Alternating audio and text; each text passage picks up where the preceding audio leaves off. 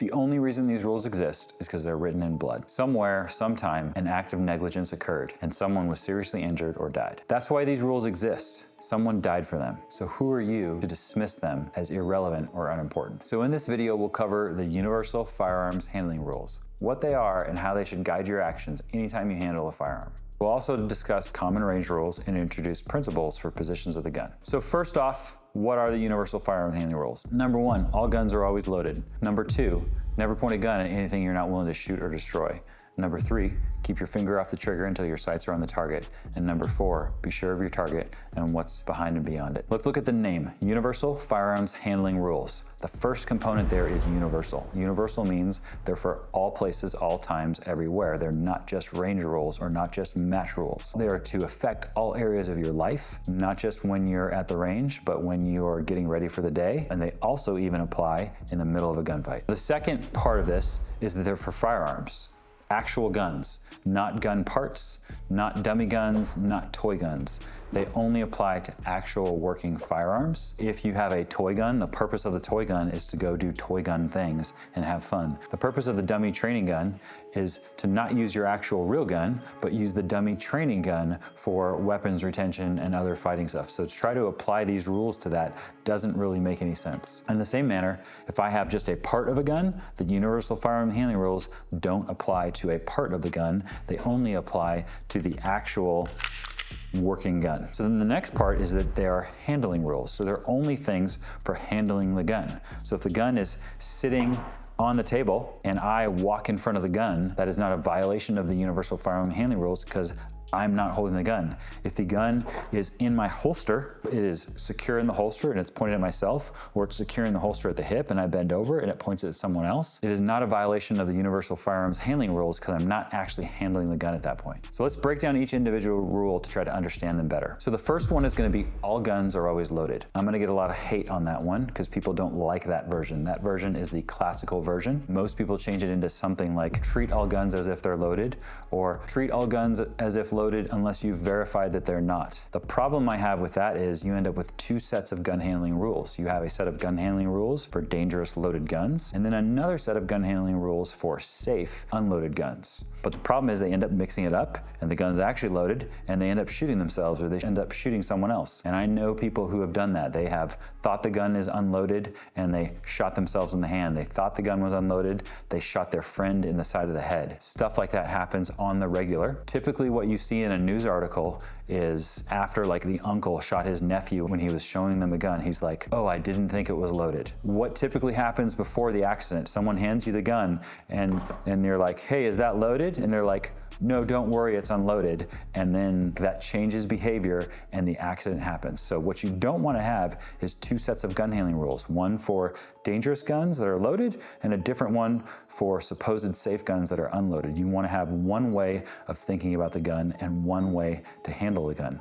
All guns are always loaded is my preference, and it's my preference because of that phraseology, that terminology bothers me because I know it's not true, but it forces me to act a certain way and believe about the gun a certain way so that I don't mix things up, and all guns are always loaded. So number 2 is never point a gun at anything you're not willing to shoot or destroy. The key there is like the willingness of the thing. Do I really want to shoot the floor of my house or the wall of my house? No, I don't want to, but given the circumstances, I'd rather shoot the floor than shoot my hand. Shooting the floor is not catastrophic. It is a safe place and we can fix that. Whereas shooting myself in the hand is really hard to fix. Shooting my friend in the foot is really hard to fix. So never point the gun at anything you're not willing to shoot or destroy.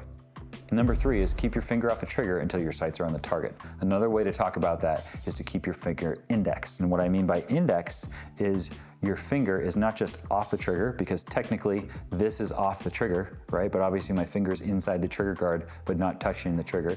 This is also off the trigger. This is what we mean, is I'm indexed high, not just on the frame, but probably touching the slide. And if I look through the trigger guard from the opposite side, you can't see any trigger finger. It's nice and high. And the reason why we don't want it to drift down here low is a couple reasons. One is like human startle reflex. So when you're surprised, your body has a natural inclination to clench up.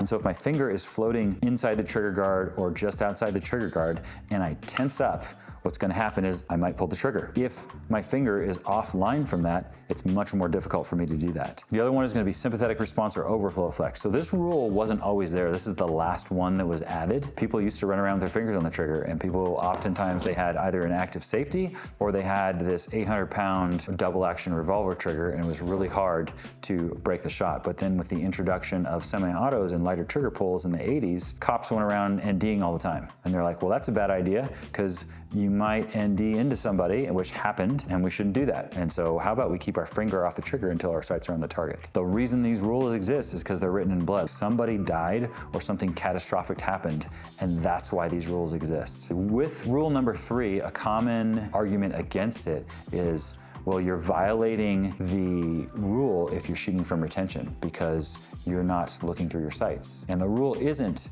keep your finger off the trigger until you are looking through the sights and have verified your target. It's keep your finger off the trigger until your sights are on the target. And so if you've done retention shooting and you know where this bullet is going to go, it is not a violation of the Universal Firearm Handling Rules to pull the trigger in this instance, right? Because I know with reasonable accuracy exactly where my bullet's going to go. And obviously that only works for a target that is right in front of me. That doesn't work for a target that is 10 yards away. So the final rule is be sure of your target and what's behind and beyond it. You want to understand that you are responsible for the final resting place of every bullet that comes out of the gun. So whether that is at the range or whether that is out hunting or whether that's in the middle of a gunfight, you're responsible for the final resting place of the bullet. If you're shooting at some sort of indoor range or something like that, insurance companies and lawyers have already decided as long as you shoot into the berm, you're good to go. In the same way, if you go out into the woods and you have a nice big hill or backstop, you kind of set, I know I'm okay with where the rounds are going to impact. But if you're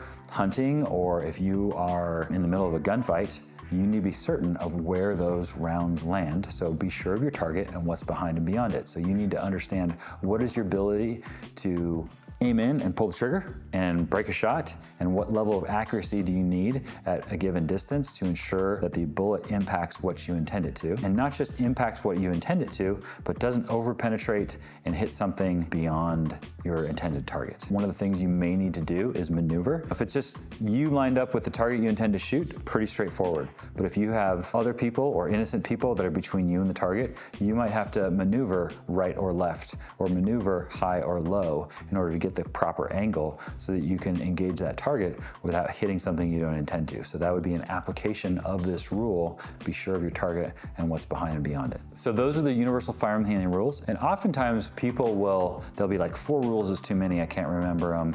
Or I think we could make it simpler because they're redundant. But the whole point is, yes, they are redundant. You have to violate 2 rules. You have to be pointing at something with your finger on the trigger for something catastrophic to happen. Because you could walk around all day with your finger off the trigger, pointing the gun at everybody, and you'd just be a jerk, and nothing bad's gonna happen. And in like manner, you could walk around all day with your finger on the trigger, and as long as you keep it pointed in a safe direction, you could be firing rounds off all day into the floor or whatever, and nothing catastrophic is gonna happen. So it is redundant. You have to do multiple things. So the first rule, you have a mindset piece. The second 2 rules, you have applying safety so that nothing catastrophic happens. And the 4th rule is like practical application in and around things. It is a pretty well thought out system of rules, and it works pretty well if you actually follow them. So another thing, people try to replace rule 1 with know the condition of your weapon system at all times, with the idea that if you know the condition of your weapon system at all times, that you don't have to worry about the other stuff. And I get that, and it seems like a more mature approach. The problem with it is it's dependent upon you,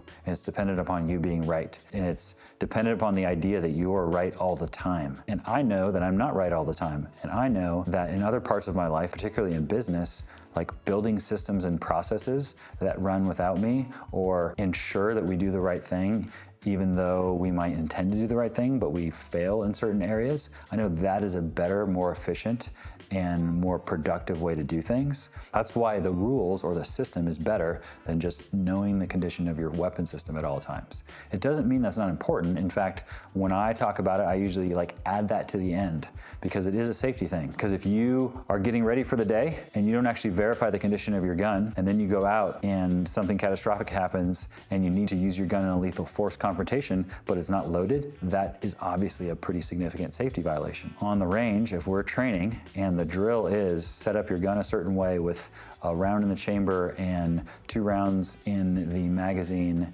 and then a fully loaded magazine to reload from, and you draw your gun and you go 1, 2, 3, 4, you're supposed to have 3 rounds in the gun, you had 4 rounds in the gun, you didn't know the condition of your weapon system, and that is a safety violation, and there should be some sort of penalty for that. Knowing the condition of your weapon system at all times is really important, but it should never replace the other universal firearm handling rules, because you're going to make a mistake. You're going to be tired, you're going to be cold, you're going to be hungry, you're going to be in some state where things are all going to be mixed up, and you want to rely on some sort of system to ensure you do things safely. The final piece with gun safety is being polite. I had a good friend of mine who we would do gun stuff together, and he was always like on the edge of things. And it was like, don't point the gun at that person, or don't point the gun at me. He's like, well, I'm not. And he probably wasn't, but it was like as close as he could be without violating the rule technically. And it took me a while to click of what the issue was. He wasn't violating the rules, but the issue was he was being rude. And so don't be rude with a gun. Can I draw a gun, point it at basically 2 inches in front of everybody's feet and handle the gun and load it and unload it and do everything? And is that safe? And am I following the rules? Absolutely, you can do that. However, is that polite? No, it's not polite. So the better thing to do is you turn away and handle it in a safe direction where it's clear and obvious to everybody you're doing something in a safe way. That is just a maturity thing, a politeness thing, not being a jackass thing. And so when you have a gun, you should be a polite person looking to do polite things. Finishing up with the universal firearm handling rules, one, they're written in blood, and so don't think that you are better than the rules, right? It is a system, and you should submit yourself to the system just like you would in all sorts of other circumstances. And if you believe you're smarter or better or above the system, then you are setting yourself up for failure. Eventually that will catch up to you, and you will have some sort of negligence with the gun. Hopefully the negligence will just make you embarrassed and not be catastrophic. So next, let's talk about range rules. Range rules are different than the universal firearm handling rules. Range rules are going to be specific to a circumstance, so either to a facility or to a group that is training together. So generally at a facility or with a training group, you're going to have someone who's in charge. You're going to have an instructor, you're going to have a range safety officer. That person rules. It is not a democracy, it is a dictatorship. So when the range officer tells you to do something or the instructor tells you to do something, you kind of have to do it. And the option is not to sit there and fuss about it like a baby, but to leave if you don't like it, or to follow their instructions. You could certainly question it and sort through it if you don't understand something. With guns, mistakes are catastrophic. It's not about how you feel, it's about what's actually happening. And that's why there are range safety officers and instructors that are generally in charge of events and facilities. When you're at a range or some sort of training facility, just the generic application of the universal firearm handling rules typically is not enough. If you have a berm that is downrange from you, you're going to want to keep the gun pointed at the berm the entire time. You might be able to turn and keep the gun pointed in a safe direction, but turning away from the berm might be a violation, not of the universal firearm handling rules, but a violation of the range rules, and that's something to be aware of and follow the range rules. Most ranges are going to require you to wear some sort of ear protection or eye protection. At most ranges or most shooting courses, you're probably going to establish some sort of firing line or space to handle the gun. So like at competitive shooting, typically they'll have a table somewhere where you can load and unload things if you need to. And it might be safe in the middle of your group of friends to handle the gun and unload the gun. But in that context, you should follow the range rules, follow the safety protocol, and only handle the gun in the designated gun handling locations. Another thing to be aware of, in most facilities, they're going to require you to have the gun unloaded when it is behind the line. So it's unloaded if it's in your holster, or it's unloaded when it's in the gun case. So just be aware of that. And if you're going to go use their facility, you kind of have to follow their rules. Next, let's talk about the positions of the gun. So the positions of the gun are good principles to understand about guns. So the first one is going to be secure. What I mean by secure, a definition, is inaccessible to unauthorized access. So people who are not authorized to access the gun shouldn't have access to it, right? It needs to be secure in some way. The most common example that people are going to use of secure is going to be like in a gun safe. And yes, that is a great example. Another place that is secure is going to be in a holster on your person. That is going to be secure. Then secure is if you have a gun and you place it on a table, is that secure? Most people are going to immediately say, no, it's not secure.